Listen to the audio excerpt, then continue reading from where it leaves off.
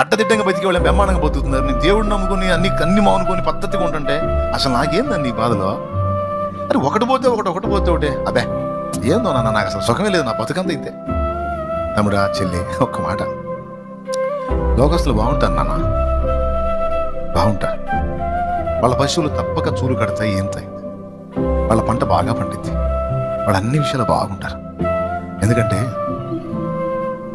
వాళ్ళు కాలు జారే చోటున్నారు, ఆకస్మికముగా ఆపద సంభవించి అధపాతాళానికి దిగిపోతారు నాయన. వాళ్ళు దేవుణ్ణి తిరస్కరించారు, వ్యతిరేకించారు, అడ్డదిడ్డంగా బతుకుతున్నారు. నువ్వు చెప్పినా వినట్లేదు, కానీ బాగున్నారు. కానీ తెలుసా వాళ్ళ కాళ్ళు ఎక్కడున్నాయో? పాతాళ పంచులున్నాయి, అడుగు జారు స్థలమందు ఉన్నాయి. కానీ నీ పాదాలు ఎక్కడున్నాయి తెలుసా? ఆయన అరచేతుల్లో ఉన్నాయి.